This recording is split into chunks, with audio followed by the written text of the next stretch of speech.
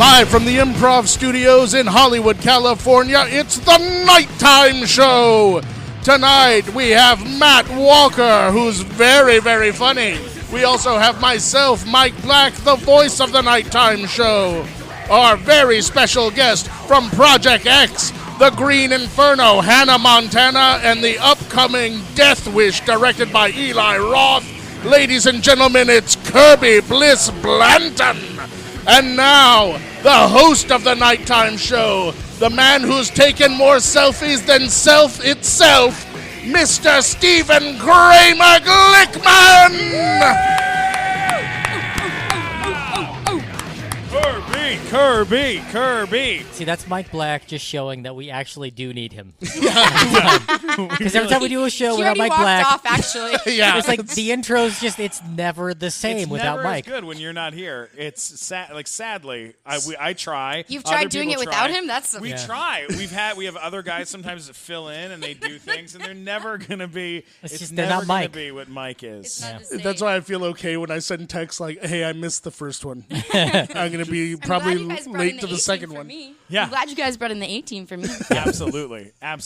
Well, only the best for you. Only the best for you, Kirby. Yes. Oh, thanks. You spared no expense. I got a Fiji water right here. Hey, they had three different kinds of water, and I chose the Fiji.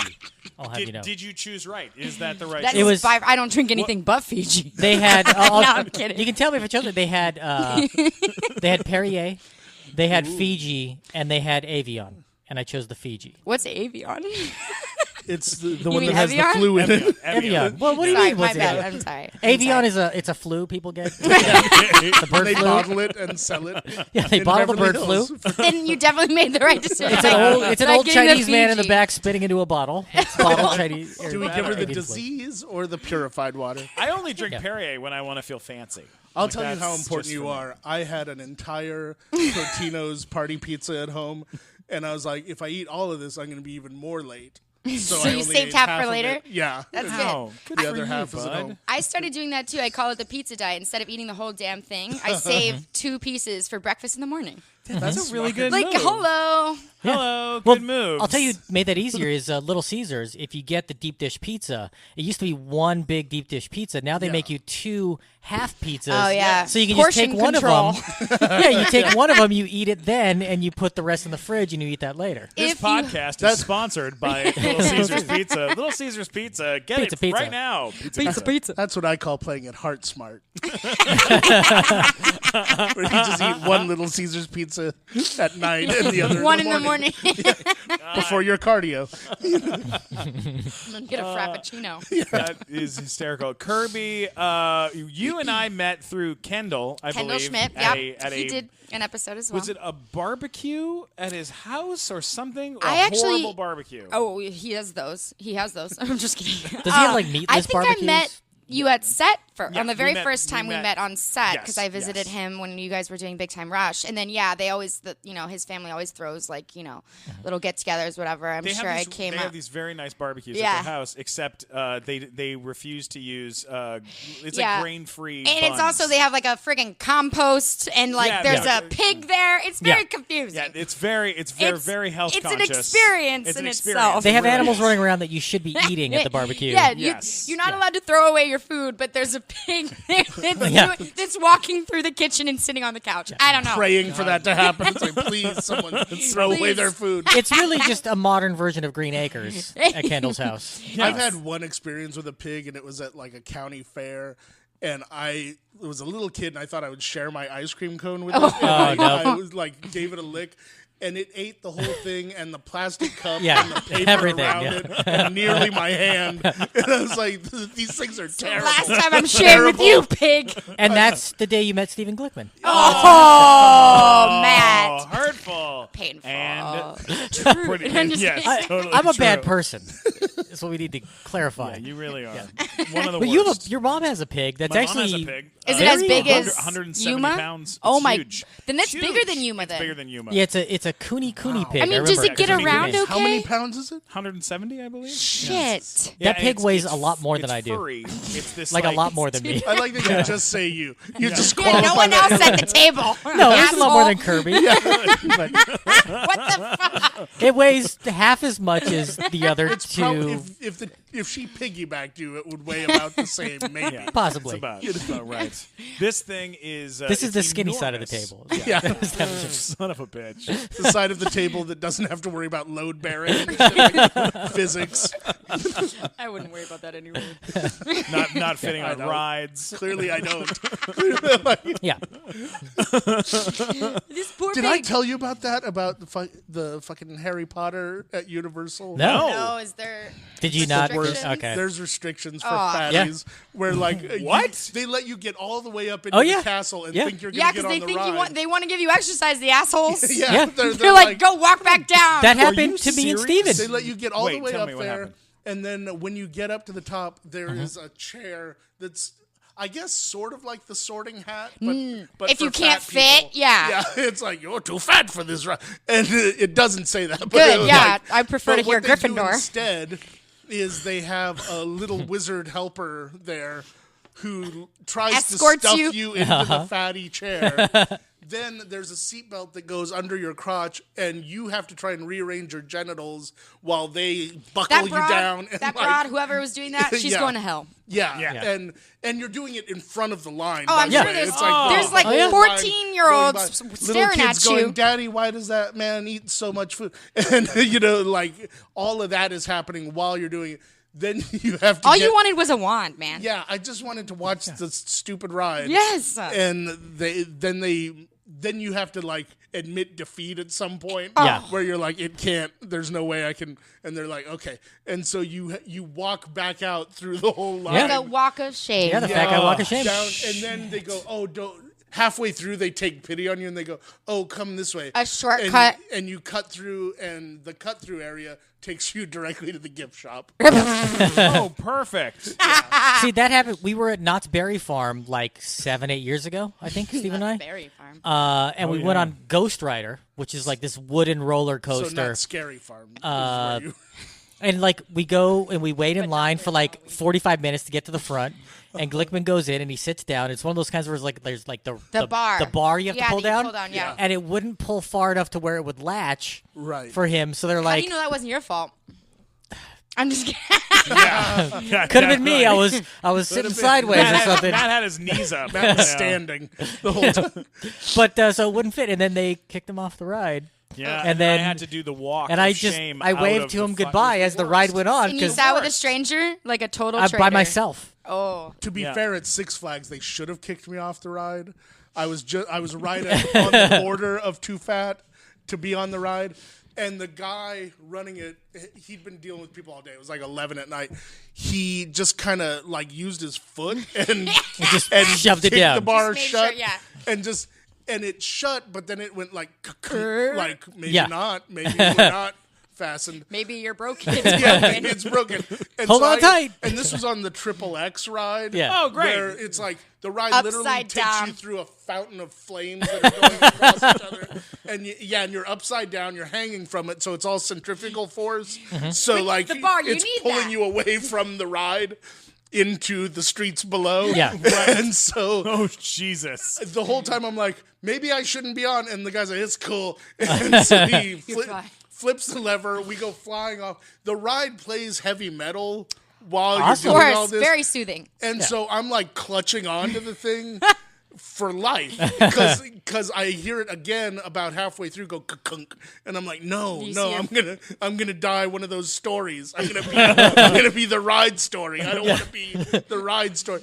And so I make it through the whole thing. I get out and I realize my seatbelt had unlatched. The safety bar was still there, but the seatbelt had unlatched.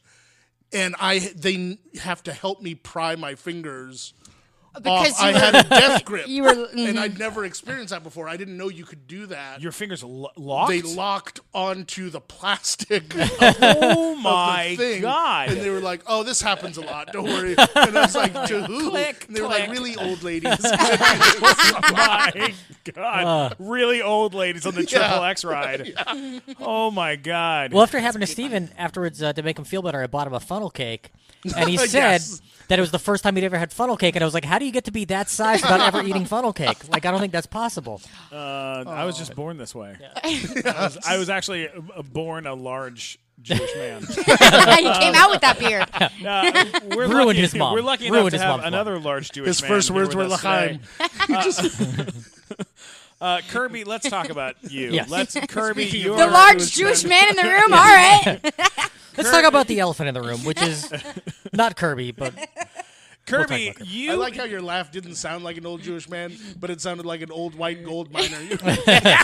Let's talk about me. There's multiple. She's got strange great ones. laughs. Yeah. She's got a snort laugh. There's a snort that's really bad. Yeah. Oh, it's so good. It's very cute. It's so great. It's something. You've been acting since how old? How old were you? When you Like I think got I was your like first 12. job? 12 years old. Was that Unfabulous? Was that the Unfabulous, first show? very first job that I met like a few people on that job that I'm still very close friends with today. Who would that be? Carter Jenkins is one. I met him on that show, and then through him I met Brittany Robertson, who's still one of my best friends. We ran into you know her too, Britt Robertson. She's my Britt best Robertson. friend. Yeah, from Britt Robertson from Tomorrowland. Yeah, she's in and everything. from, she's got the Dog's Tomorrowland? Purpose coming out. Oh, my she's got a Lord. bunch coming out right now. She's a big movie star. She's huge. She's got a new. I'm her publicist. She's got a new Netflix show coming called Girl Boss that I'm really excited about. Oh wow! Yeah, she's huge. That's amazing. I'm very lucky to still have we've been friends for 13, 14 years. Yeah. That's fantastic. Yeah, so you were on that with Emma Roberts as well. Yes. First job ever. Wow, and Melise Zhao. Yes, I know who her too. Ended up doing Big Time Rush. Yeah, for a and I while. run into her all the time. Yeah, it's always good to see them. It's good that everyone's still working. That's so cool. That's so great that you're friends with people that you started out with. Well, yeah, it's so funny. I can't say the same about like people that I'm not that close with anyone in Texas. Like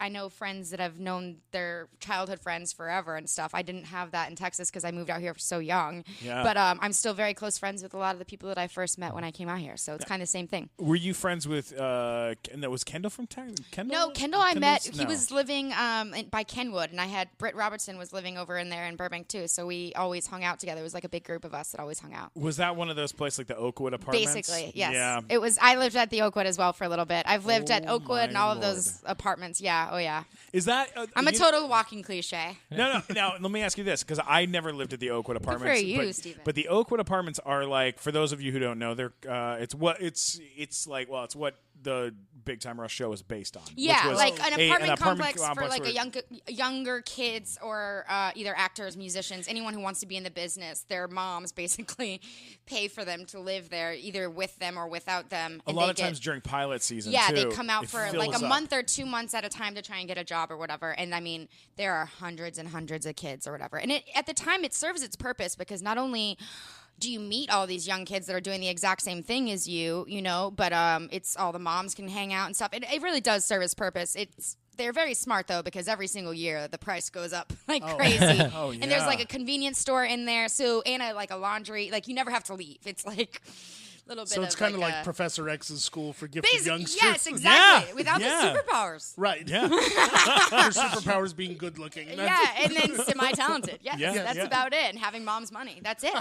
Literally. And I'm very proud. Was your mom there with you? Did she Yeah, come out? she came out with me. Yeah, she was here for about like 8 years. When we first moved out, I was like 12, and then she stayed, and then she moved back to Texas about after 8 years. Once I could drive and had my own apartment, she was like, she loves coming here and stuff, but they got a nice house in Texas that would be worth a lot here. Yeah, so totally. we couldn't really afford. Yeah, so Yeah. Have you run into? Did you run into any moms back then? Oh, moms or kids that you were they like, were all "Ugh." so awful. They really were. I'm not kidding. I'm very, very happy. Like the ones that I'm still close with, there's a reason. Yeah, he's got OCD or something. There's a reason. Yeah, Matt Walker why, has OCD for sure. He was why building a I'm Velcro friends- pyramid Yeah, so he's that like, just for listeners at home. The reason why I'm still friends with the people is because they weren't completely awful. I mean, it's true. You'd go into auditions and moms would be like, "So what have you been done recently? What are you working on?" like vultures, and you're just like, oh my God. I mean, I was like freaking 13 years old. Like, Do you have mind any your auditions business. coming up that my daughter could go to? Exactly. They're like, what agent do you have? Really, what's their phone number? Like, it's like, okay, lady. So, but like, then you hit a certain age, and it's just not like that at all anymore. I mean, there's still those broads that are my age and very competitive and give me like the once over when I see them and stuff. But I always am like, okay, you're not like, you're obviously still kind of stuck back in that. It's like, You're not human yet. Yeah, exactly. There's enough jobs out there for everyone. Like, I'm always like, hey, traffic was crazy. I like to chat with them because it's like, let's like make each other feel more comfortable. Like, come on. It's already such a process. Exactly. And anyway, and we shouldn't have to feel competitive. There's enough jobs out there for everyone. If you get this one, great, I'll get the next one. Because we shouldn't stress each other out more. We're about to go like in there and perform. We have basically a job interview every single day of the week almost. And it's hard to, as a female, as a person, anything, you don't want to, get insecure and stuff. So the people at that age that were like that, I've completely steered clear. I'm like, Heisman, get I know a lady who has three boys, and I had to like remove myself from knowing this person because what she would do is she would say to her if her son auditioned for something and like got a call back, or even if he had a good audition, she would go, that was very good. You did such a great audition. Let's go to the mall and let me go buy you an $800 pair of jeans. Bribery. And she would do it with him all the time. And one time I was sitting there having lunch with them, and she was arguing whether or not how much she could pay an acting coach. And she was like, I feel like $100 an hour is like too much money, and this and this and this. And while they're sitting there talking about this, he goes, give me your phone, Mom, and takes her phone and bought himself a $1,300 Bendel like belt or something, like some fancy schmancy belt. That's and completely unnecessary. She was like, why did you do that? And he's like, you promised I could get it if I went to that callback. Oh, and I was like, awful. I got to get out of here. I can't be here for this. I can't be around. I will say, and I learned this the hard way, and I'm kind of proud. My mom let me, my own money, even at the age of 13, was my own money. Right. So I got to decide what I did with it. I mean, there was the Coogan account thing that you get when you're 18, but that's a different thing. She would, every single big job that I actually booked, not a callback or whatever, but every big job that I booked, a movie, a lead part or whatever, she said that I could kind of reward myself. So I did. For a little bit, I'd buy like a computer or a nice bag or whatever. And these were bigger jobs, not just, like a Walmart commercial that I was getting paid, you weren't spending your entire check on one thing. Of course not. But I will say that that's another reason that after Project X came out, I remember like I had a lump sum of money. And because of that, I remember thinking, wow, I'm not going to just spend it, because the reason why people become broke is because each time you get paid, you spend it. And it's like at one point I sat down with my mom, like, why did you let me spend all of my money? And she's like, you said it was your money and you wanted to do with it what you wanted. And I said, that's fine, but you're going to have to learn the hard way. And I totally did, to where like now I'm like frugal when I don't need to be. And like I've got coupons for CVS with it. My friends are like, what are you, 80? And I'm like, 30% off. So it's true. It's like, because I got to a point where after X came out and did really well, and then like 3 years later, I wasn't getting residual checks anymore. I wasn't doing, and I didn't have a show that I'm on consistently where I'm getting residuals. So I had to go get a normal job, having a studio film come out like 2 years ago. Yeah. And that's probably one of the hardest things I've ever done in my life, being recognized at like a job where it's like, I'm very proud to be an actor. I love what I do, and I'll do whatever I have to do in between to get the next job. That sounded kind of gnarly, but it's true. I don't mind. Kirby? Like I'm in waiting tables, shit, man. But it's true. It's like I'll do what I need to do. I'll go and get like the call center jobs, which I've done. Like you're really getting yelled at all day, every day. Right, like the shitty jobs that are really, really tough, because I want to be able to do whatever I can to then be able to just audition and focus on that. You know? Yeah. So, but I really did learn the hard way. There's a reason why at one point I was like, wait, where did all that money go? Oh, right. I spent it every single time I booked a job. It's like I should just kind of learn to love that I'm getting money and let that be the reward, you know, not spend it and then have like, I don't know, a bag or something that's in my apartment that it's a nice bag, but that's it. It's just a thing. Yeah. Speaking of that, can you talk a bit about the Coogan account and kind of how that came about? Yeah. Because I don't think a lot of people are aware of that. Yeah. It's pretty cool. It is a cool story. Except for poor Jackie Coogan. Yeah. Well, I always think about the Macaulay Culkin story as well. Yeah, right. It's one or of the Gary main Coleman reasons. is another big one. Yeah. Yeah, he's He's doing fine now. He's got that commercial going. He's fine. Well, he's I'm dead just now. kidding. But. Well, he was fine. Shit. He would have been. Gary Matt, Coleman's been shut dead up. for like 5 years. He's fine in heaven. You get reshitals in heaven, you better. You better get residuals in heaven. Matt, I'm build in your a lot of pyramid. trouble. You're bringing us down. You're bringing us down. Shit got heavy. Anyway, basically, the Coogan account is to protect young actors that are like, child stars or whatever, teenagers, however old you are. It basically takes, what's the percentage? Is it 20% or something? It's a percentage out of whatever check that you get while you're young and you're acting, and they save it, and you can't touch it, and no one else can until you're 18 years old. That's awesome. Yeah. So, and it's really important for a lot of people because there's a lot of people in this industry, not me because I had to beg my mom to get me to do this, and I know a lot of my friends did too, but there are a lot of people in the industry that aren't as lucky and have been kind of forced upon doing it. Right. Or not even that. Some of them I'm sure don't mind it, but they don't love it. Yeah. And their parents are doing it because they want the money, and so it's really sad, and I've seen that. I mean, not firsthand, but I've seen and heard about it happen a lot. So the Coogan thing is really, really cool, and I think it's really important. Matt, who is Coogan? Yeah, explain that part He because was I don't know. a child actor back in, I think, the 40s, maybe even earlier. Most famous as Uncle Fester. Yeah, later on in Oh, life. yeah, Yeah. shit. But as a Yeah. kid, he was a child star, and basically his family took all his money, and he was basically broke, and he became an adult, and he's like, okay, you had all this money, and then where's Chaplin's the kid? Yeah. Oh my God. Yeah, so he's like, Holy where's all the money I made from all these movies? And they're like, oh, sorry, spent it. Yeah.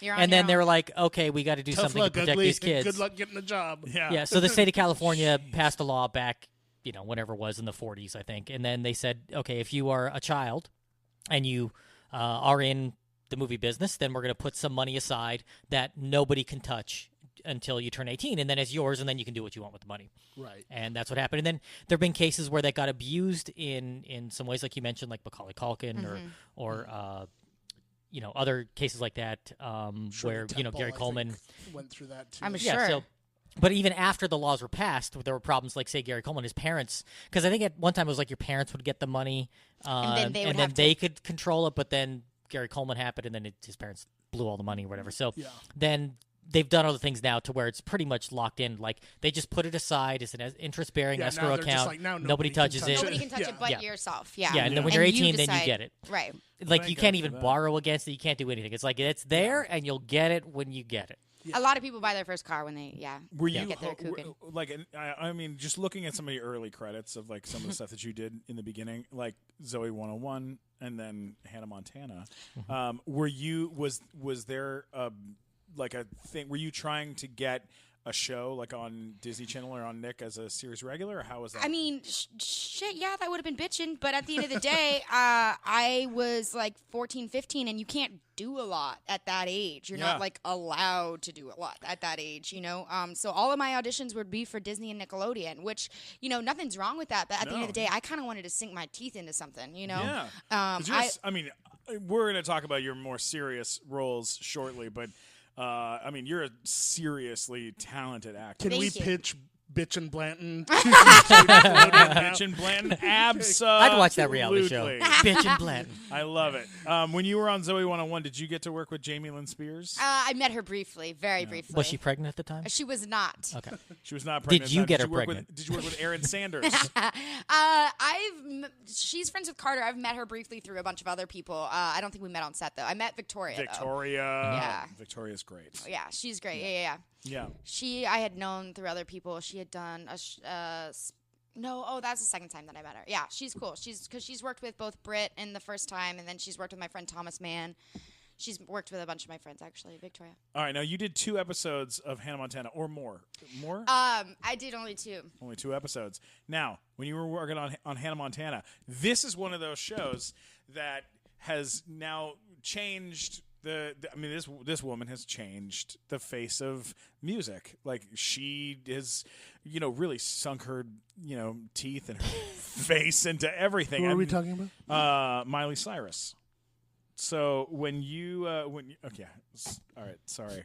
Is that too much? Was that a weird intro for Miley Cyrus? No, I Just think go to it. It's Keep the going. exact right amount. No, it's good. I'm just trying to. I would love to hear your question because I have. Now so we're much waiting I'd to love hear how say. she changed the face of music. She changed the face of music. Did she? Did she really? Did she really, Stephen? I don't know. And now I feel like that. She twerked with. Yes, Hannah Montana was a big Robin deal. Thicke. I, on the other Wait, hand, hang on a second. Just so we're on the same page with this. The other day, I was at an event and I ran into what's his name? Robin Thicke.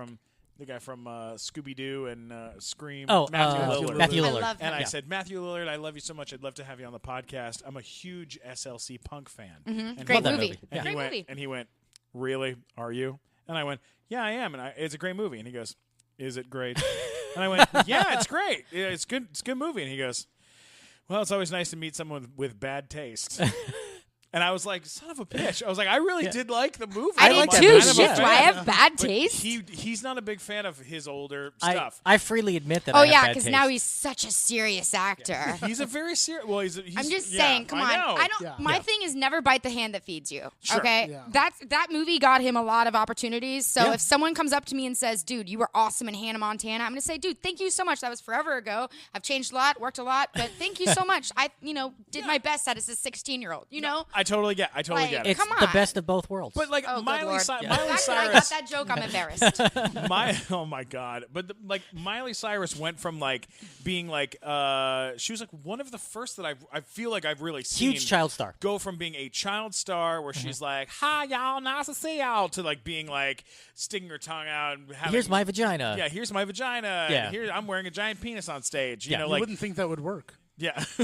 For her, it did. For her, it did though. It really did. It I did make. think I'm gonna take a different path. Wait a minute, sex sells? Yeah.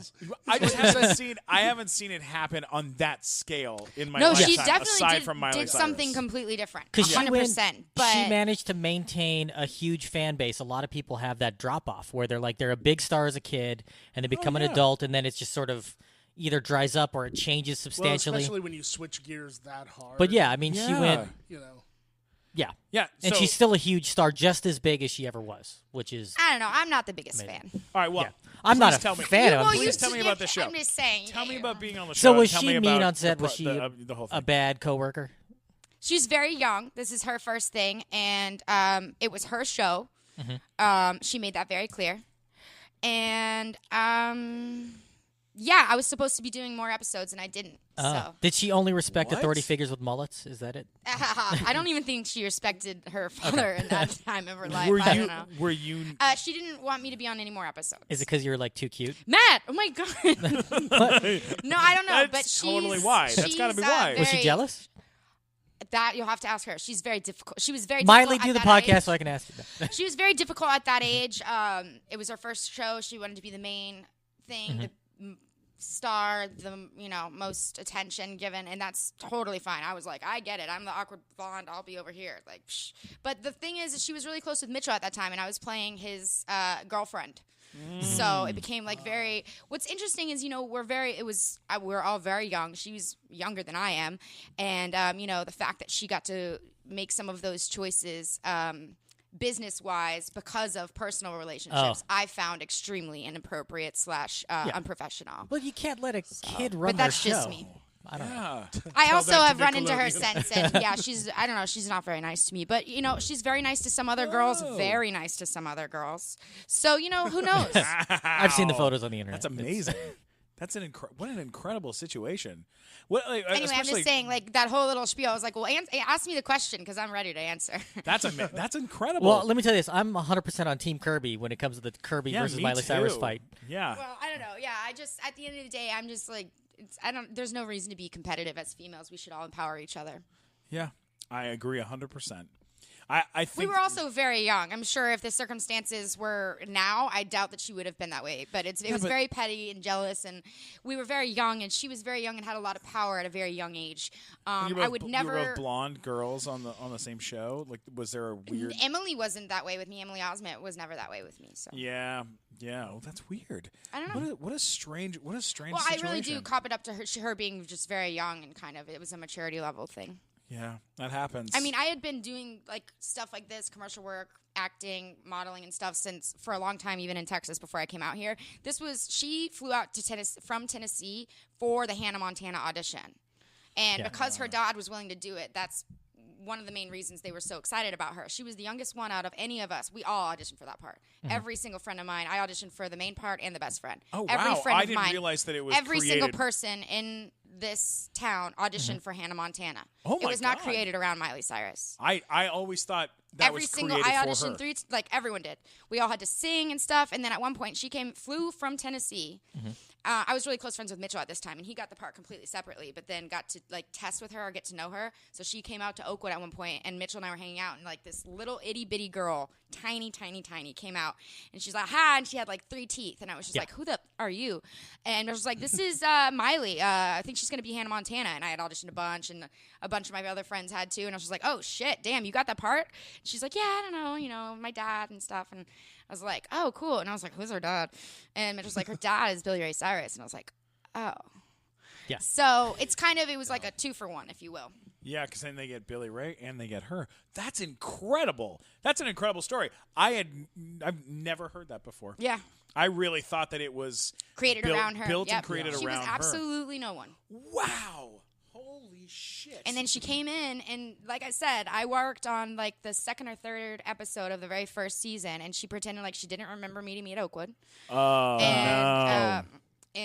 Yeah, she pretended like she was like hot shit or whatever. I'm like, girlfriend, this is your first show ever. And yes, it did turn out to be an immense, huge hit. So I can't say anything because it did. But at that time, she didn't know that was going to happen. Yeah, but you know what? There's some confusion, I think, when it comes to Disney and Nickelodeon, that they put shows on the air and hope that they do well. That's not how at those all. networks work. Not at all. They're not like CBS, NBC, things like that. No. Like those networks, like they Very create a comedy. calculated. Yeah, they put it out there. They hope that they get an If audience. it doesn't, they'll get another one next season. Yeah, no big deal. That's not how Nick and Disney work. They create a show and they decide whether or not that show is going to make a lot of money or not. They put in a certain amount of effort to each show. The more effort they put into it, the better it'll get. Yeah, and it's the same, and money and advertising, all of that. Oh no, especially with kids. Kids With are the singing, so when they're singing susceptible. and shit. Oh yeah, like you think that first season of Hannah Montana was that they had backpacks in Target.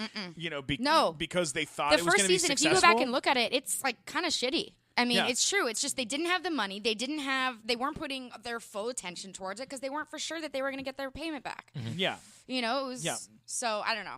I don't know. It's weird to me, like those networks, they sit down, they're like, "Hey, kids of America, this is going to be your new best friend on TV. We're deciding this is who you're going to like." Like they determine because this is going to be your star. they spend a lot of money making sure that is what it is. It's not. I don't feel like it's the same way with cartoons as much At all. for their stuff. No. But with live action stuff, I've seen it again and again and again where they go, "This is what you love," and sometimes it doesn't work out. Like with Sam and Cat, with Jeanette and Ariana, they were like, "We're gonna make this the biggest show ever on Nickelodeon. Everyone's gonna love it." And very quickly, everyone was like, "Yeah, this is weird." And those girls don't like each other. Yeah, we which they can don't. tell. Yeah, And- exactly. yeah, and then everyone kind of started Yeah. backing up. Well, But- even with Miley, she had to play a part because even when she had to have her flippers in, she didn't have a full grown set of teeth yet. So this is I'm dead serious. Season 1, That's she what had they to call wear them? flippers. It's a teen. Flippers. It's a children. It's fake teeth. Yeah, that's what they call them. Is that like that My Perfect Smile commercial I see on TV all the time? Have you seen those? they're like that except expensive. Yeah. Yeah, By the and- way, that's the best. Look it up on YouTube. It's $15, and it's a set of fake teeth you can wear, and they talk about how it'll change your life, and it's the funniest commercial I've ever seen. It's great. Sounds they're- repulsive. They're the most ridiculous looking things you'll ever see. What's the company called? I think it's My Perfect Smile. That's right, guys. This episode's been brought to you by Sponsored by My My Perfect Perfect Smile. My Perfect Smile. If You have to want take them out when you eat great your Little teeth. Caesars pizza. Yeah, there we go. Now you made in your career history, there's a solid jump. Oh yeah, Entourage. Entourage was my jump. That is a jump. Yeah. Did you I'm feel so it? thankful for that. Did you No, I feel the wanted to jump get when it out of happened? that for so long because I'm like a tomboy and I kind of I curse. I have brothers. So the girl that I always needed to play on Disney Channel and Nickelodeon isn't who I am at all. I might look that way because of my hair and how I act, or not how I act, Right, how yeah. I look. Yeah. But then when I open my mouth, it's a goddamn fucking difference. So how was that? Did you feel the leap jumping? I just remember going into the Entourage audition with a bunch of girls that were a lot older than me, and I was still a minor. And I just remember being like, shit. And I love the show. My brother liked the show. So I was just like, okay, this is going to be really cool. I I got the job. They even said at one point, they're like, look, we weren't supposed to hire minors for this, but we loved you. And I was like, okay.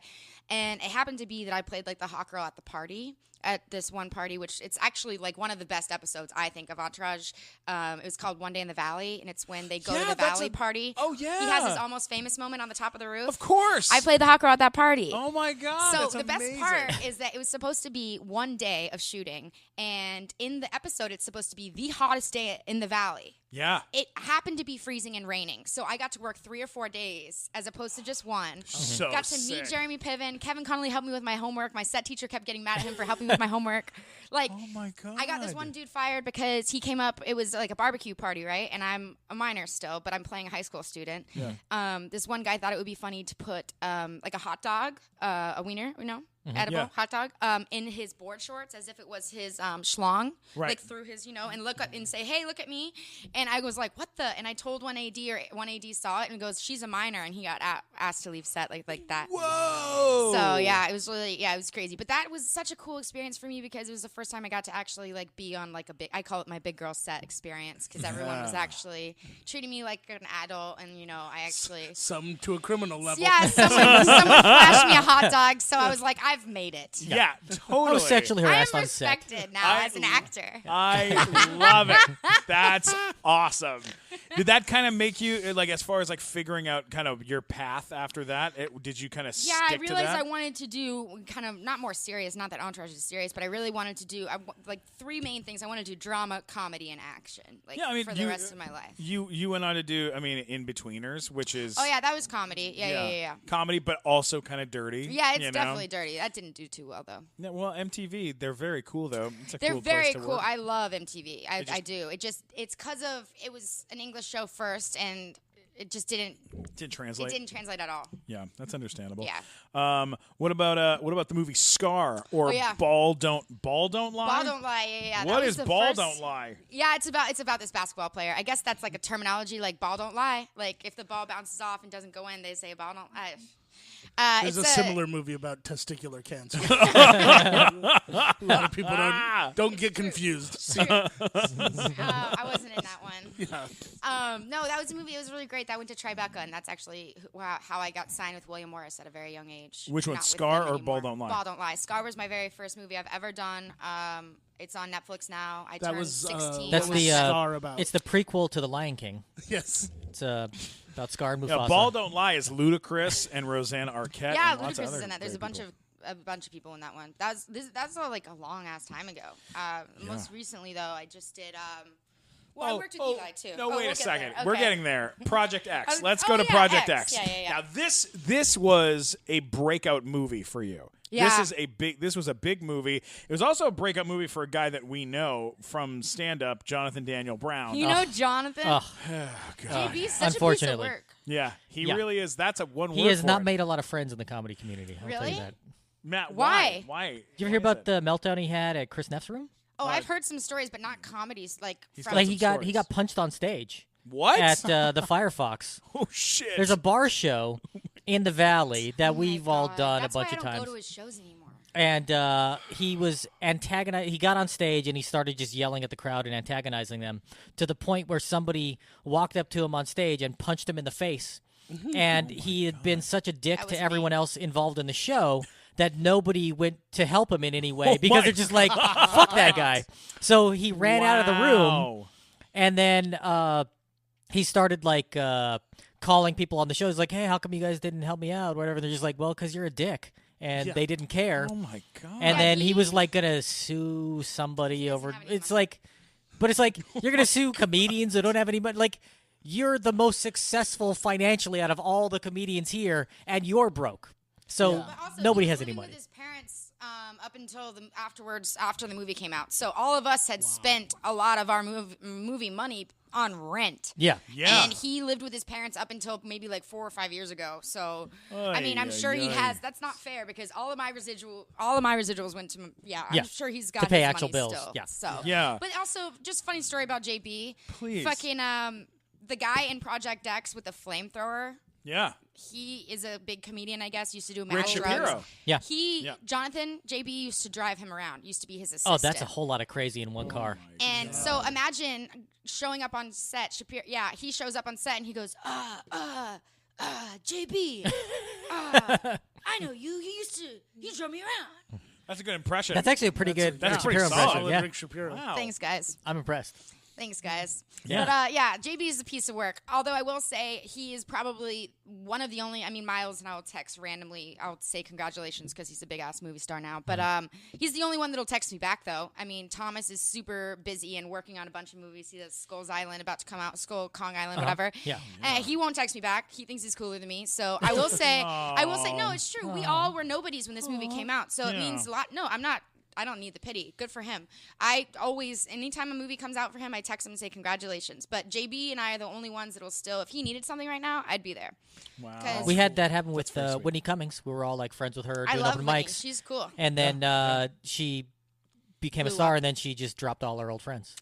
Yeah, it happens. Well, I mean, she dropped you. She dropped you. She did have a lot of comics come into audition for her shows. My friend has worked on Matt. her show too. Actually, I've heard really great Matt, things you about took her. that one right in the face. I'll say this: like, I helped her get her first reel on MySpace back in the day. Like, she gave me the DVD, and I ripped it to my computer, put it on MySpace for her. And then she went on Howard Stern, and I sent her an email on MySpace like, "Hey, congratulations, heard you on Stern. That was great." She wrote, "Hey, thanks a lot, Matt. That was great." And then she got to do her first roast.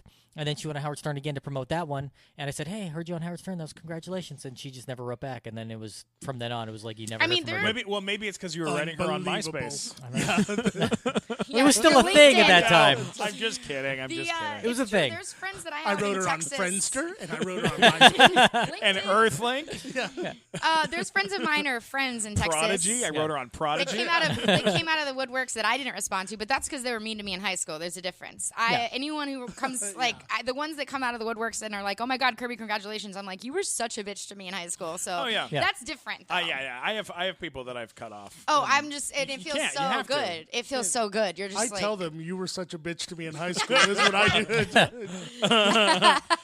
Why are you congratulating me now? You hate me. You hated me. Congratulations on being wrong about me. Thomas Mann has gone. He's gone on to do some stuff. That's who I was just talking You were just about. talking Yeah, about him. Well, fuck that. No. He's a great guy. just kidding. I just think he's very busy. He's busy. He's doing being things. politically correct. Yeah, I'm letting Miles tell her too. He's busy Wow. being That politically is a- correct. I said Oh, he's yes. busy. I'm being politically correct. Right. Saying You're I just pictured very. him in like a chamber where he's like, I can't say anything. he's got a can't vest say on. anything. No, Miles actually is he's great. He'll Tell me text about back. making that movie. What was that movie like? Because as So far nuts. well, tell me about making that movie. Here's why. This is what I know about it. What I know about it is that you guys shot the whole movie and then Had to go back and shoot a lot of Very it again. expensive, It was yeah. very expensive, and it was Very. produced by someone Todd Phillips. By Todd Phillips. Todd Phillips is the man. I had to audition for him like 16 times. At first, I was supposed to be like the hot girl, and then they realized I was too like close. I did a table read with Joel Silver and everyone, and they said no, she's too like chummy with the boys. She can't be the mean hot girl. So then I'm now like the best friend who he kind of ends up with at the end. So there's a lot of stuff that moved around, and once they found the main people that they wanted to be in it, then they kind of wrote it for us. So then I became Kirby. I wasn't Betty. It was my name was gonna be Betty. And then same with like Thomas became Thomas. That was his name in the movie, and they wrote our characters for us. So then we That's would go awesome. through each scene in the movie and rewrite it kind of how Kirby would do it or how Thomas would do it and stuff like that, and go through each scene. Like there was multiple alternate endings and stuff, and we did a lot of different stuff, and it was all improv basically. It was a lot of Jeez. work, but it was mostly because it was just us being us and just put in those circumstances. Wow. So, but it was crazy. And then we also had, because of the party stuff, we had 2 weeks of straight night shoots where you go at 6 p.m. and then they send you home with breakfast at 6 a.m. and then you sleep and then come back. Oh my God. Yeah, 7 days a week. So That's a lot. yeah, it was a lot, but it's crazy because we weren't allowed. We had a lot of conversations with producers and stuff about how we're not allowed to drink or do anything like that. Of course, there's 300 extras that are coming with their own fun party stuff in their little backpacks. So they're all fucked up all the time, and we are getting in trouble saying you can't get fucked up because then they will, and we're like, they already are. So it was crazy. But at one point, I just I don't need to drink. I'm exhausted. Like I'm just like they're like thump track because you don't know what music is going to be played when obviously. So they just have to go, and that's what you have to dance to. Yeah. Right. And so at one point they're just like thumb track, and we're all just like, Like pretending to dance, we're exhausted. So it's not hard to pretend to be delirious or drunk or high when I'm like, ready to go to sleep. I'm like, thumb track. Fuck you guys. Like, I'm so sick of this fucking thumb track. Holy shit. Yeah, it was crazy, but it was so much fun. And then when it came out, it was like such a big hit that like everyone was, I don't know, I'm very, very grateful to be involved in it. I mean, I worked my ass off, so I think it made a lot of money. And it wasn't made for a lot either. Not at all, no. And I'm still getting residuals. I'm very, very fortunate. So HBO awesome. plays it, MTV plays it, so I'm very, very fortunate. God bless. I'm very proud of it. Yeah, so cool. thank you. I loved it. I I would have gone to see it if I wasn't a part of it for sure. Hell yeah. We have to talk about the scariest thing I've ever seen. When did you recently see it? No. Kirby, I watched this right when it came out on demand. I didn't go see it in the theater. Okay. I watched it on demand. Better that way, probably. Yeah, and I watched it during the day because I didn't want to watch it at nighttime because I am a very soft, emotional person, and I get You're sensitive. You're a delicate flower. I'm a delicate flower, and so watching scary movies not easy for me to watch, especially at nighttime. Were you alone? I was by myself. Okay. I turned it on during the middle of the day, and I watched the film in the middle of the day. And this movie gave me actual nightmares where I went to sleep and I had fucking nightmares for a few days because of this film. Did you think you were going to get eaten? I got to be honest with you. This movie we're talking about is The Green Inferno, which was an Eli Roth film, and you're in it, and it's fucking terrifying. It is. If you haven't seen it and you're listening to this podcast, you need to get the movie, buy the movie, and then watch it because it will fuck your brain up. Yeah, like, that's crazy. They should have made the tag The Green Inferno. It will fuck your brain up because it really. I think our tag is "No good deed goes unpunished." Yeah. Okay, so this is a film. Mike, have you seen the film? I have not yet. Okay, and Matt has not seen the film. No. I've seen the it. film, and you've seen the film. Here's what the film is about, guys. It is about a team of Greenpeace, types, activists who go to the College rainforest students. to save There's a this piece village. of the This village that's going to be, construction workers are coming to abolish it or whatever, and they decide instead of just doing some, protest picketing type thing that they're going to actually, go there and do something about it, okay. It's the whole idea of the beginning of the movie is, one tweet, a retweet won't save, some village in the jungle in the Amazon. You have to actually do something about it. So it's a lot like the last Rambo. He's like, you ain't changing it's nothing word for unless you word go just like that film. It is just like Rambo. In fact, I exactly am like Rambo. I would see that movie.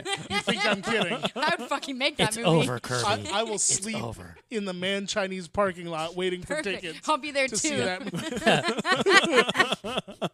I love it. But yeah, so they decide instead of just doing the whole, social media thing that they're going to actually go there and do something about it. And what happens is the village that they were intending to save or whatever basically takes them hostage or takes them captive or whatever. Well, wait a second. Well, go ahead. On. Okay. So They're trying to save talking this village, and then they kind of win. Mm-hmm. They do a live stream. The live stream gets seen all over the world, and everyone's like, "Oh my God!" CNN picks it up. They're like, "We're gonna stop cutting down the trees and knocking down stuff, the Amazon for today. We're gonna stop, right?" And so everyone's like, "Yay!" They get in their plane to fly home or to fly away. Back, and we're all cheering, having cervezas, partying and shit. And as they're flying, hands down, the most incredible. I'm so proud of this special effect I've ever seen in my life. When it wasn't comes special to effects. No, it wasn't. They did it for real. Like basically. No, it was. We got into an airplane that went 360s. I literally hit my head 4 times. A body was flying on. The plane crashes. Bodies are flying out of the plane physically, and it's not done in an effect. It's done like on screen in camera where people are being yanked out. We had a stunt guy actually be yanked out. He had this parachute thing that went, and it actually, all of it was real. We're in the Amazon, so let's just say SAG wasn't there. Yeah. We got away with some shit.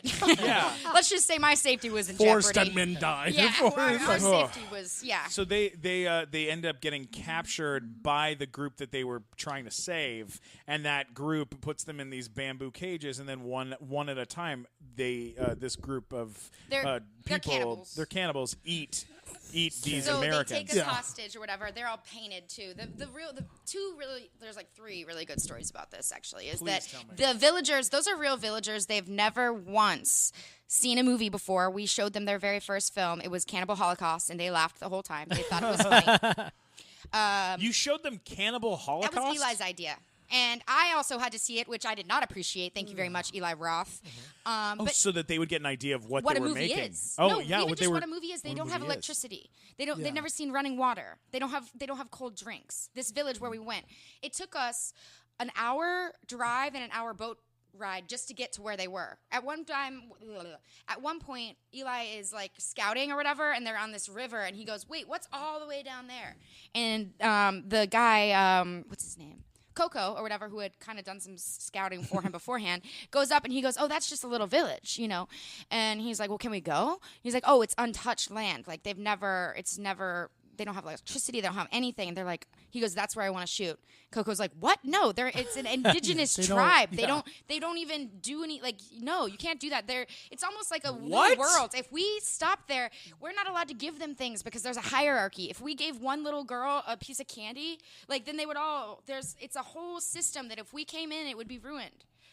I know, it's crazy. Wow. So you're saying you ruined a poor village. Didn't ruin it. He's so negative. Trying to make a movie about saving a civilization. We you didn't ruined ruin it. one. It's just we kind of were bothersome to them for a little bit, but we built them. Wow, you are learning from our new press secretary. Hang on a We second. built them. I know. I'm trying to tell a story. We built them steel roofs and stuff. We built them a kitchen and stuff. So we helped them a lot. But I'm just saying that yes, we changed their pattern of living for a little bit for 2 weeks. So I'm picturing like a 1960s kitchen, like a full-on, like nice kitchenette. Like I from a never game saw it. show. All I know is we were eating lunch there, so we built them a kitchen so that we could eat too. Holy crap! Wait, this is mind blowing now because I wanted to shoot a movie about making the movie. I think a lot of people would go see that because it was this crazy. I went to a Peruvian hospital twice because I had an allergic reaction to the bug bites. Oh I yeah, almost you got could eaten totally alive. have sold like the behind-the-scenes stuff for this. Yeah, so we went to this real village, and these villagers were those cannibals. We taught them how to be You taught them extras. how to act. Be basically. extras. So the guys that are pulling me by the very beginning when I'm getting out of the boat, his name was Fausto. He was so sweet. And anytime when he's pretending to be rough with me or whatever, anytime after when they would say, "Cote, cote," he would be like, and I'm like, "I'm good." We can't speak the same. He doesn't even speak Spanish. He speaks Quechua. This is outrageous. I know. I wish we had another hour. But so for real, he would be like, "Are you okay?" And the older women, they were so sweet. They had never seen like a girl with long blonde hair before. So in between takes, it's the hottest ever. It's like 100 degrees and humidity is ridiculous. So I'm just sweating profusely, right? They would pull my hair off my neck and blow on my neck.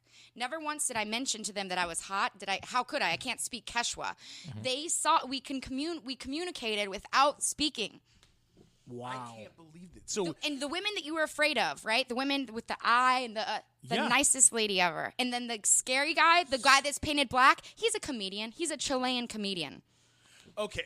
So he's the Stephen Glickman in Chile. Hilarious. Seriously. No, but wait a second. So of that cast, of the people that we were seeing on screen, are you saying that most of them were not actors? They were people that were taught how to act for the film? The main guy who's painted black, Right. the very beginning with the or whatever he Yeah, turns the real around. the guy with the orange. Yeah. Yeah. Yes. He is a Chilean comedian. He's Okay. huge in Chile, okay? The main woman who gets Who eats the guy's eye, eyeball. she is a big actress in Chile. Okay. And then all of us actors, like me, Daryl Sabara, the redhead kid from Spy Kids, Yeah. Magda Apowitz, whatever, she's a Canadian, she's nuts. And then Lorenza, who is Eli's now wife, she's a big Chilean actress. So yeah, the main people, us, we were actors. Every single other besides the woman, the main man and the woman were all the kids. Those were just kids. At one point, they would bring us stuff and be like, "Can we put the snake in the movie and stuff?" And like, yeah, it was crazy. So at one point, we see them. They're on the other. They're like in this like big because it's like a ranch / farm. There's fucking chickens running around and stuff. So they're in the field and they're pretending to be Eli. At one point, this one kid goes, "Action! Cote!" Like they're pretending. So instead of playing like soccer or whatever, they're playing movie making. Where would you Where would you guys sleep when you So were we making had to this? get back on the boat to get back home. Otherwise, we would be stuck there. So we'd always have a backpack with like an extra change of clothes because otherwise we would have to stay there with them. just like wherever in like one of the huts or whatever. But it never got to that point. It was only if it was raining. It rained one day and it stopped long enough for us to get back on the boat and then get back on the. So it was like 2 hours to get there and to get home every single day though. So would you sleep at like a hotel or something like that? Yeah, we had like little hotel. I mean, we were not 5-starring it at all. Whoa. I would wake up every single day. There'd be dead bugs in my bed. Oh my God. Those might have been presents. No, I'm pretty sure I killed them. I smothered them with my sweatiness. God, so I mean, like talk about like location. Like just where were you shooting? Where were you actually shooting? So in Peru. We shot most of it in Peru, the real stuff, and then we had a studio that we did like the airplane stuff and a few other of the. We recreated that little cage that we were in. We recreated that in a studio in Chile. So we did some of it, but most of the stuff during the day we all did actually in Peru in that village. And that's why visually it's so beautiful. It's so stunning because you're seeing all this green and then all the villagers are painted red and the colors are, you can't fake that. It's real. Yeah. That's why it's so stunning. Yeah. And then gross stuff happens. I mean, I say the movie goes through like multiple different arcs. It's like there's, the very beginning where you're learning about like this college student and kind of the whole activism thing and like the lazy way to be an activist by just kind of doing it on social media and stuff. Yeah. And then it goes through the whole kind of I always say the movie kind of changes once the plane crashes, Yeah. Oh, I love that. It changes completely. Now we're in a horror movie. Yeah. At the beginning, it's kind of just a normal movie and you don't know where it's going. And then once the plane crashes, now we're in a horror movie. I love that. The first time I saw that technique was From Dusk Till Dawn. Yeah, I love that. That's like one of my top the border. Favorite movies. Yep. Yeah. Mm-hmm. And I was like, it's a totally different movie now. I told him that because Eli's really close with him. So I've met Quentin a few times. And I told him that. I was like, I just want you to know that like that's one of the movies that made me really like want to be an actor. Oh, that's awesome. Now, when you were on set there, one of the big guy that dies first, that they cut his arms off. Aaron Burns, Yeah. Were you there to see that happen? Yeah, we had to be because they were filming our reactions at the same time because we could only do that like once and stuff. So at one point, like that was probably one of the first things we filmed, and Eli's just like, okay, now he's eating his eye, and now he's like talking us through it, and we're just like, and screaming and crying. How did they do that? Really? He's so it's this big rock that he's on top of. Unfortunately, the day that we get there, we had planned everything out. The inside is all carved out. Right. So his whole body's sitting underneath there, but it was infested with these huge ants.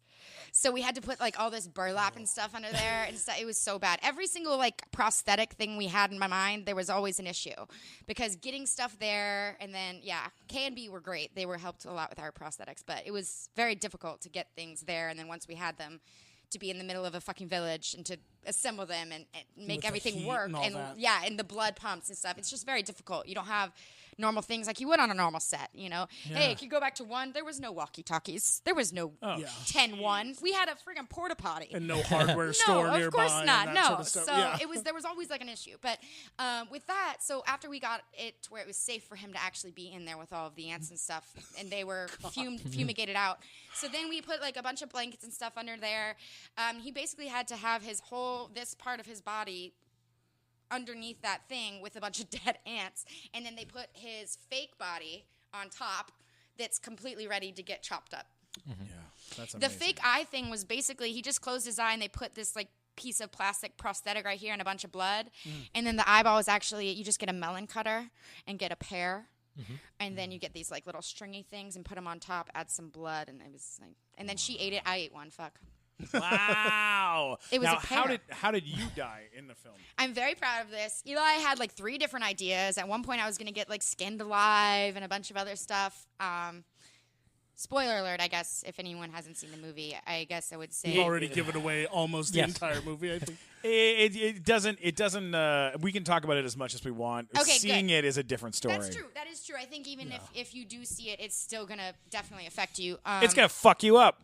Yeah, I like it. So at one point, I was kind of devastated because I was like, what? Skinned alive? That sounds so cool. And then he goes, nope, your character's going to go a different way. It's going to do, you're going to do what I would do in this position. And I'm like, what? And Eli's a crazy fuck, so I was just like, what is this? I don't know. There's 2 things. I will never forget this Skype session that I had with him. And he's like, A, I think your death's cooler, and B, we're adding a scene, and you're going to hate me. And I was like, okay, let's talk about the death first.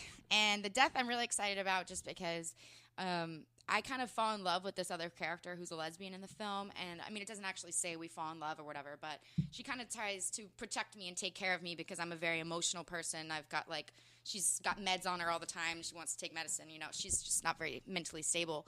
So this girl kind of starts to protect me. And what happens is that when they try to feed us at one point, and they're all saying, don't eat it. Like, it's obviously human. And they're like, no, they're not going to feed us human. They want the human stuff. They're like, it's pork scraps. Just eat it. So, and we haven't eaten. We're in a cage. So we look and I look at my food, and I look around, and I'm seeing all these kids, and they've got these things on them. And I'm like, what is that? And I realize that they're my friends' tattoos that they're putting on their bodies. And then I look at my food, and it's my girlfriend's tattoo sitting in my food. So I then just break that and Oh, and you slit and your I throat? slit my throat. I realize we're on podcast. I shouldn't have done that. I just mimed Slitting your throat. slitting my throat, It's which very is impressive, though. You guys have isn't missed a helpful lot at of the this podcast, podcast. actually, yeah, I forget by that it no one not being a can video podcast. No one can see me. So then I break the bowl that my food's in and slit my throat with it. Hardcore. And I only had one take to do it because we only had one of the prosthetics. So we had to bury this little rock in the ground next to me because these things were legit, like clay, whatever. They were theirs. So, and I tried to break it a few times and it wouldn't break. So you broke their bowl? I These think it poor was the villagers? least. I mean, we They're gave one him a fucking bowl. kitchen. They only Matt. had one bowl. We gave him a kitchen, Matt. The community bowl you broke. It was fine. Community All right, it was a prop. Fuck it.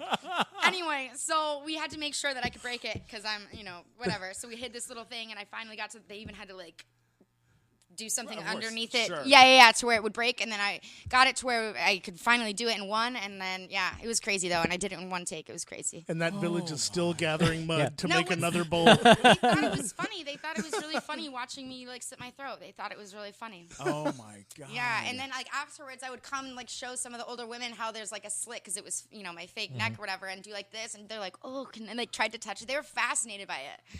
They thought it was the coolest thing. They'd never seen it. Yeah. Oh, my God. Yeah. I mean, is Eli always says there's amazing. the movie that you write, and then once you get to set and whatever, there's the movie that you actually make, and then there's the movie that you actually edit. So there's like three forms of it, And I mean, I remember reading the script and I was just like, yeah, that's never gonna happen. And then we actually go there and I'm like, holy shit, we're doing exactly what it says. And then once you edit it together, it literally did. It was crazy. Oh, my God. It was nuts. I know. It's a visceral experience. Well, seeing, I had to see it multiple times because we had kind of issues with the distribution and release. It was supposed to be released in 2015, and then it was, anyway. Blumhouse saved us, so I always say thank you to Jason Blum and Blumhouse because they saved us. But Open Road and stuff was supposed to. But anyway, it came out a year later. But I had then gone to like 4 or 5 screenings. I had been to Tribeca with it. We'd done a screening at the ArcLight AFI Festival. So I'd seen it multiple times with an audience and stuff, and it never ceases to amaze me how people react to it and how people react to each death and how people react to when we first get woken up in the boats and stuff. Yeah. So I mean, I've seen it 100 times, but still seeing or witnessing other people see it for the first time is still pretty fun for me. I'm such a fan. All right, we're going to talk about a couple quick more things. You were in a Chris Brown video, is that right? Yeah. Wow. See Breezy in the building. How is that? Yeah, he's really great. Everyone asked me, Jonathan Daniel Brown, because he's got so many spot-on jokes, asked me if he hit me. Right, sure. He didn't. Right, yeah. He actually directed the music video, and he was a great director. I happen to just know a few people, and he was just like, "Wait, do you want to be in this?" And I was like, "Really? I was just hanging out on set." Okay. They're like, "Were you in that movie?" And I was like, "Which one?" No, I'm kidding. I'm like, nice. Project X. And so he was like, "Oh yeah, I liked that. You can play my friend." And I was like, all right. So I just am one of the girls who comes and picks him up to go to the club, and I don't know, I chat with him, and that was it. I don't know. I didn't have to dance or show my booty or my titties. It was amazing. That's amazing. I just got to be the blonde broad that's clothed. Guys, don't bother watching the video. Oh, said. Come on now. Have you done I've done music videos. Yeah. Have you done other music videos? Yeah, I've done Mike Posner. Do you know who that? Baby, please don't go. Yeah. I've told Kendall I wanted to be in 100 of his when he was doing his own stuff forever ago, and then I've done a bunch actually. They're not on my IMDb though.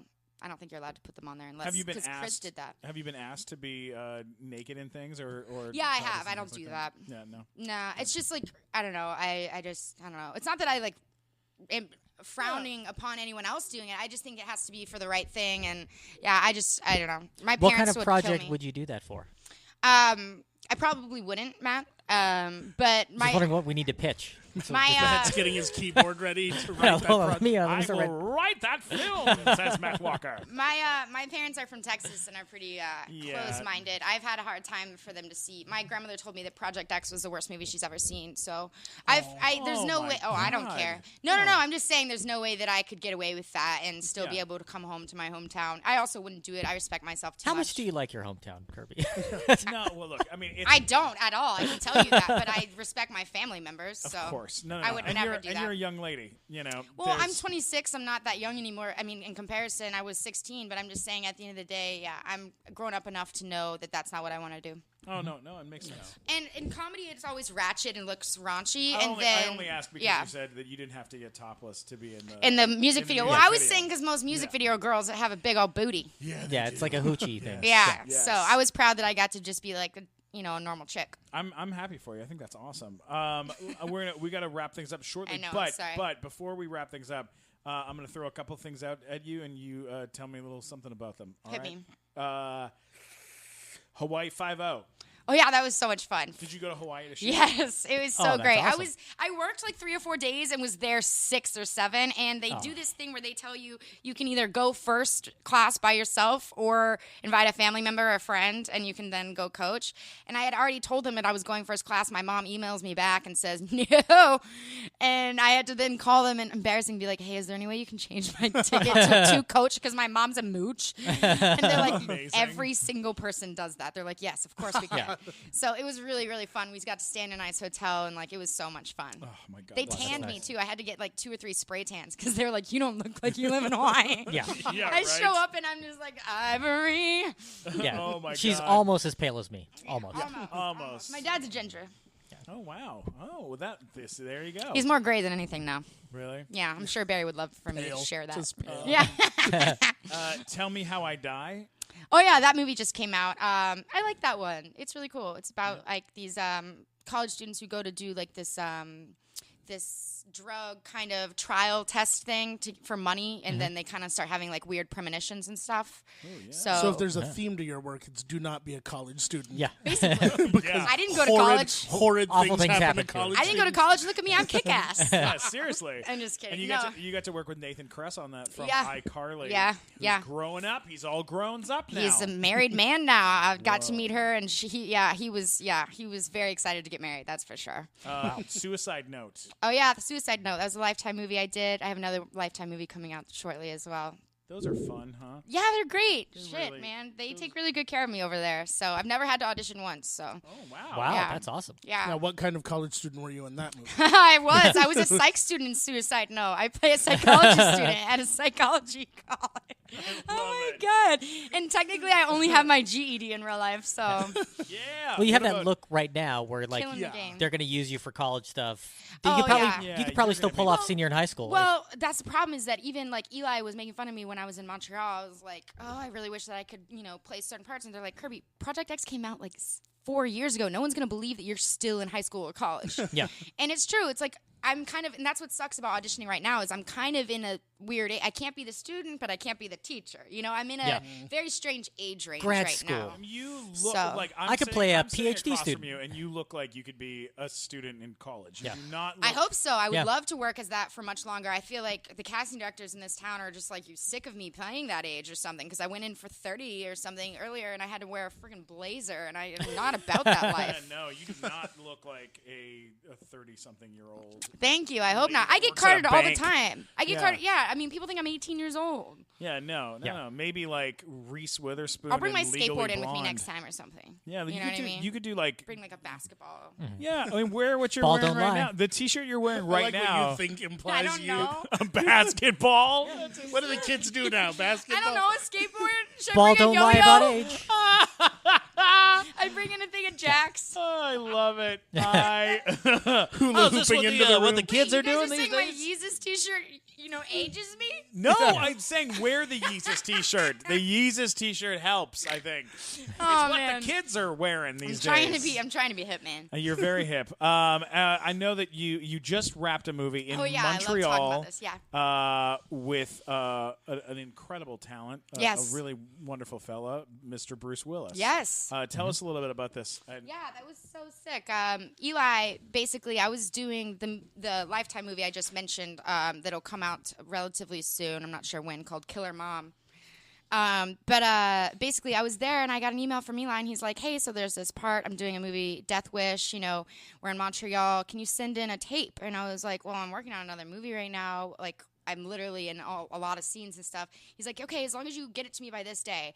And I had told one of the first ADs to help put me on tape tomorrow during lunch. Yeah. And scenes got switched around, and he couldn't, and I was devastated. I was like, no, I have to get this in, but to Eli. I told him I would, and it was past the day that he told me to do it. And I text Eli, I go, okay, if I get it done tomorrow, is it worth still sending? Like, did you already find your girl? Because scenes got moved around. Trust me, I made a big deal on set. Everybody knows that I need to do this today.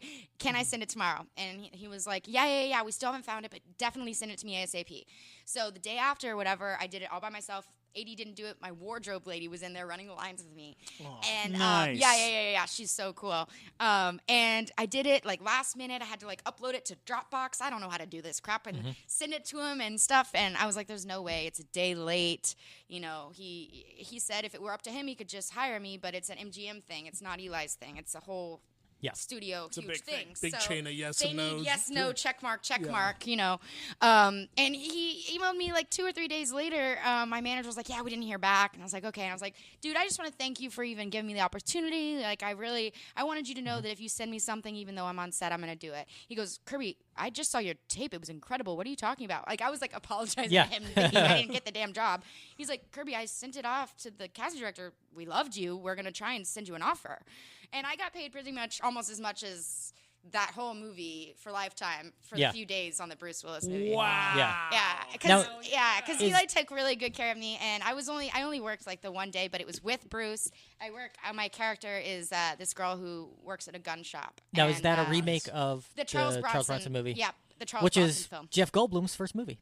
Oh, wow. He plays a rapist. Who rapes Charles Bronson's daughter. Jesus Christ. And kills his wife. Always with the rainbow gems over here. This guy, Sparkles and candy. As if getting raped isn't bad enough. Yes. Getting raped by Jeff Goldblum. Yes. Oh, my God. But yeah, that was... No. I know no means no. But still raping. Still raping. Oh, I love him, Jeff Goldblum. Not the rapist, Oh, Jeff my Goldblum. God. But yeah, no, the Death Wish was really cool, and I appreciate that Eli, gave me the opportunity again. He's the man. Amazing. Did you learn a lot about guns and stuff while you were Yeah, doing I did. that? I got to go to a tactical... I got to go to the range there because we had to do... I shot the stuff with Bruce, me in the actual gun store, but the reason he comes into the gun store is he sees a thing on Facebook or something of actually me doing this tactical shooting. So we shot that out in Simi Valley when I came back from Montreal. We did a whole day of actual tactical shooting. Whoa. And I got pretty good at it. They were thinking there was just this blonde broad that was just going to come out and no, I'm from Texas. I got fucking good at it. Yeah. To where at one point I they wish were everyone could have seen the miming of gunplay that went with that. Pew, pew, pew. No, it's true. I went out there, and then after the first hour, they're like, okay, we're going to do this, but we were going to have someone else shoot or you shoot and then edit and then you say the words, but I think you can do it. And so we go, literally, there's all this stuff I do. It's called 3-gun shooting. Did you ever see that thing of Keanu Reeves training for John Wick 2? No. Well, he was at the exact same tactical range that I was. And it's called 3-gun shooting because what you do is you have a semi right here, a pistol right here, and then a shotgun. So you do the semi and you go... And then you have the thing, you push that around, you grab the handgun right here, you go pew, pew, pew, and then you run up to the next thing, and you get the shotgun, and you go pew.